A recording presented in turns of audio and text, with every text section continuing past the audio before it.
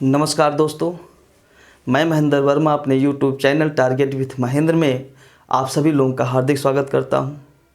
दोस्तों, आज हम बात करेंगे सल्तनत कालीन सैन्य व्यवस्था के बारे में कि सल्तनत कालीन में शासकों में वह कौन सा शासक था जिसने सबसे पहले केंद्र में शाही सेना रखा।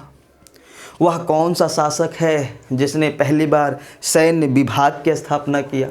वह कौन सा शासक है जिसने केंद्र में पहली बार अस्थाई सेना रखा, उनको नगद वेतन दिया।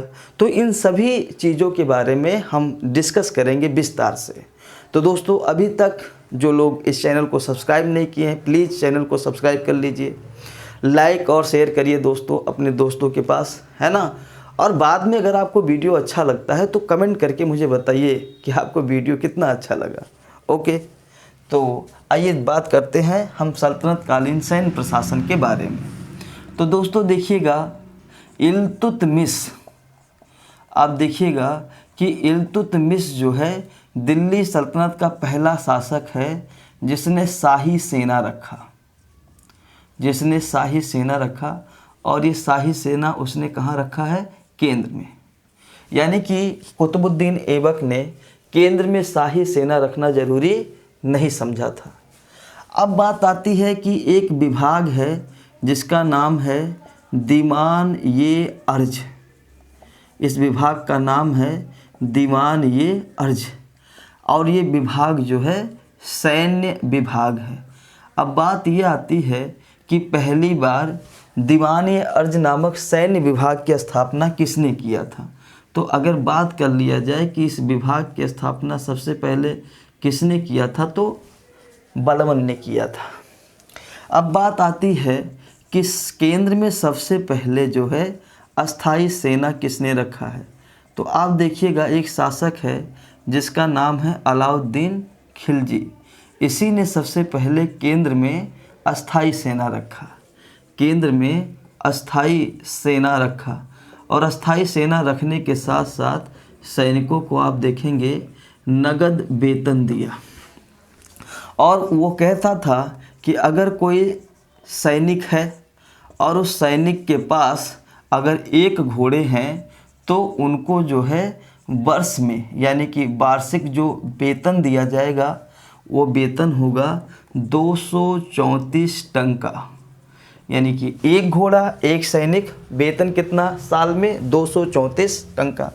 लेकिन अगर कोई सैनिक एक ही है मगर उसके पास 2 घोड़े हैं तो अलाउद्दीन खिलजी उनका जो वार्षिक पेंशन वेतन होता था वो बढ़ा देता था। तो आप देखेंगे 234 प्लस 78 कर देता था। तो इस प्रकार उसका जो वेतन बनता था वो 312 टंका वार्षिक हो जाता था, है ना। तो ये अगर क्वेश्चन पूछ जाए किसने पहले बार जो है केंद्र में अस्थाई सेना रखा, तो अलाउद्दीन खिलजी। किसने पहली बार सैनिकों को नगद वेतन दिया, तो भी अलाउद्दीन खिलजी। 1 घोड़ा और 1 सैनिक का वेतन कितना? 234 टंका। 1 सैनिक है मगर उसके पास 2 घोड़े हैं तो वेतन कितना? 312 टंका। उस समय बेईमानी बहुत होती थी, है ना। आदमी जब चेक कराना होता था सैनिक तो खुद चला जाता था, लेकिन जब युद्ध का मैदान होता था वह अपने हमशक्ल को भेज देता था, है ना। तो अलाउद्दीन खिलजी हार जाता था। तो ऐसे सिचुएशन ने उसने सैनिकों का जो है हुलिया लिखवाना प्रारंभ किया कि लिखो इसकी लंबाई कितनी है, इसकी चौड़ाई कितनी है, इसकी ऊंचाई कितनी है, कटे पिटे का निशान है कि नहीं शरीर पर। तो आप कह सकते हैं कि हुलिया प्रथा प्लस घोड़ों को दागने की प्रथा को सबसे पहले किसने शुरू किया है, तो भी आंसर क्या हो जाएगा? अलाउद्दीन खिलजी। अलाउद्दीन खिलजी जो है पहला शासक है जिसने सैनिकों के हुलिया लिखने तथा घोड़ों को दागने की प्रथा को जो है शुरुआत किया है। अब बात आती है कि हुलिया प्रथा को और घोड़ों की दागने की प्रथा को कड़ाई से किसने लागू किया? कड़ाई से किसने लागू किया? तो आंसर हो जाएगा गयासुद्दीन तुगलक।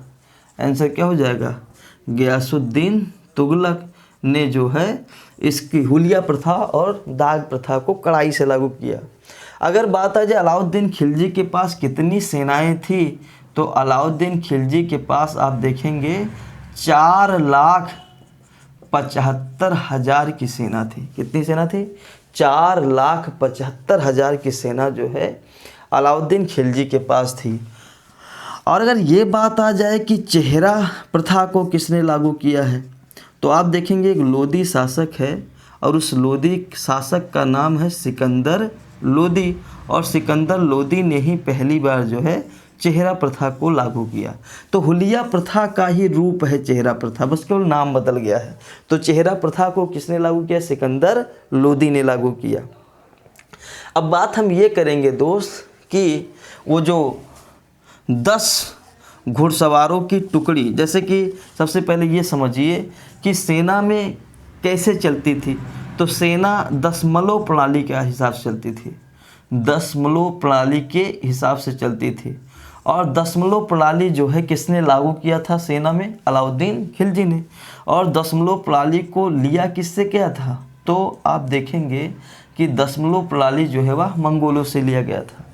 अब इसमें क्या होता था, जैसे 10 घुड़सवारों की एक टुकड़ी होती थी, 10 घुड़सवारों की एक टुकड़ी होती थी। अब इस 10 घुड़सवारी की जो टुकड़ी होता था उसका एक मालिक होता था।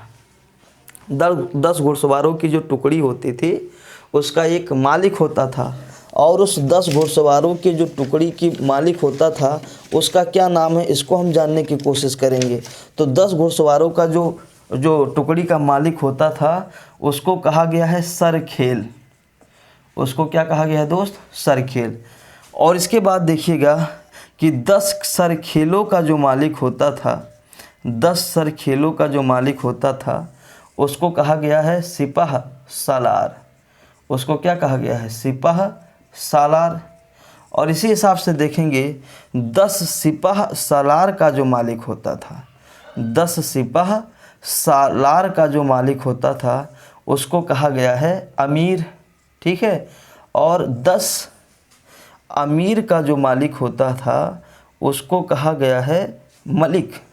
उसको क्या कहा गया है? मलिक। और जो 10 मलिक का मालिक होता था उसको कहा गया है खान। उसको कहा गया है खान। तो अगर पूछा जाए कि सल्तनत काल में सबसे बड़ा सैन्य अधिकारी कौन होता था, तो आंसर क्या हो जाएगा? खान। और पूछ ले सबसे छोटा सैन्य अधिकारी कौन होता था, आंसर क्या हो जाएगा? सरखेल। और एक सरखेल के अंदर कितने घुड़सवार होते थे? 10। एक सिपाह सालार के अंदर कितने सरखेल होते थे? तो 10। और 10 में 10 का गुणा कर देंगे कितना हो जाएगा? 100। तो यानी सिपाह सालार के अंडर में कितने सैनिक काम कर रहे हैं? 100।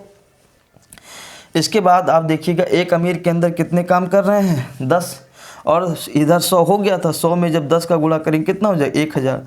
तो इस प्रकार से आप देखेंगे उनकी संख्या बढ़ती जाती थी। तो दोस्तों ये थी सल्तनत कालीन सैन्य व्यवस्था। ठीक है, इसका स्क्रीनशॉट लीजिएगा फिर हम आगे बढ़ेंगे। इसका स्क्रीनशॉट लीजिएगा दोस्त, फिर हम आगे बढ़ेंगे।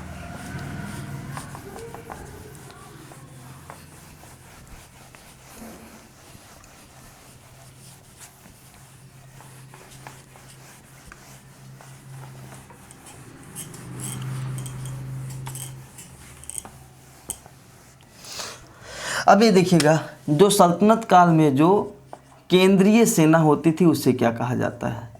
तो सल्तनत काल में जो केंद्रीय सेना होती थी उसको कहा जाता था हस्म ये कल्ब।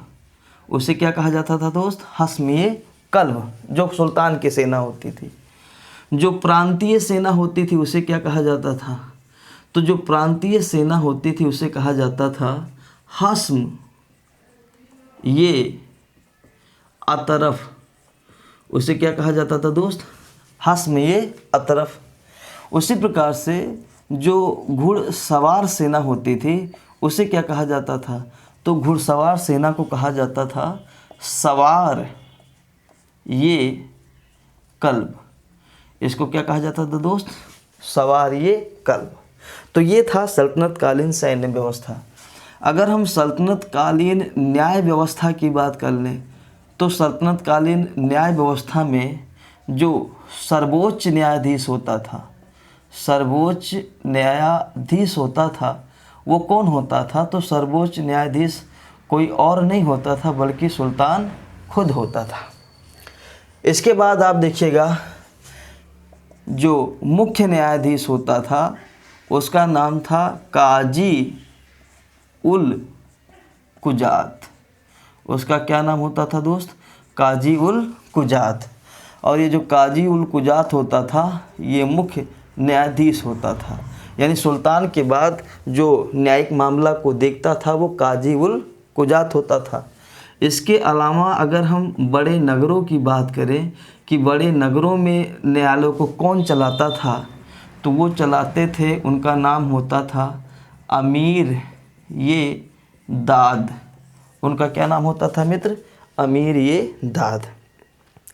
और अगर इसका बात ये करें कि कानून व्यवस्था कैसी थी, कानून व्यवस्था कैसी थी जो है सल्तनत काल में, तो आप देखेंगे कानून व्यवस्था जो है धर्म के हिसाब से काम करती थी, धार्मिक थी।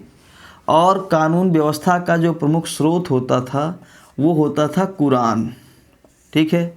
दूसरा जो होता था वो होता था हदीस। तीसरा जो कानून व्यवस्था का स्रोत होता था वो होता था इजमा। वो क्या होता था? इजमा।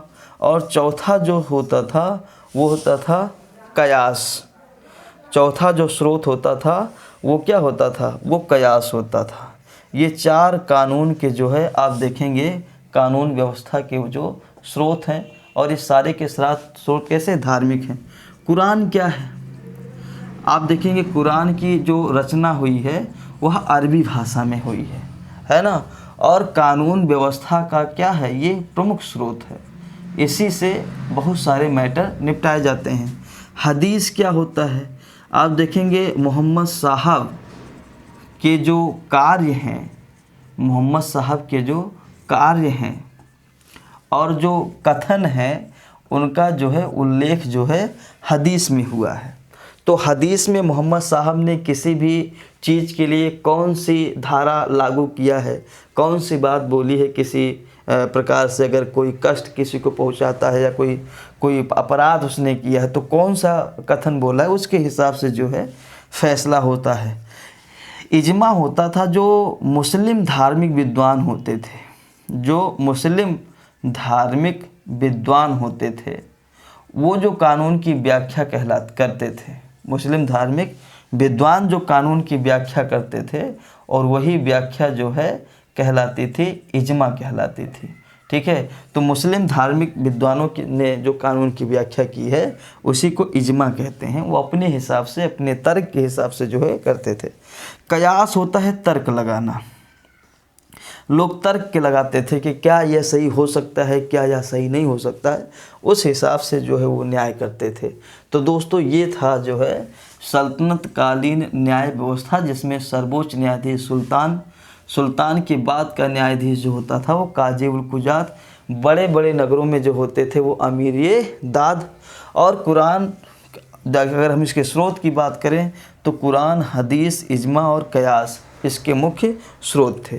तो दोस्तों हम चाहेंगे कि वीडियो अगर आपको अच्छा लगा हो तो आप कमेंट करके हमें बताएं और चैनल को सब्सक्राइब करना बिल्कुल ना भूलें। Thank you so much.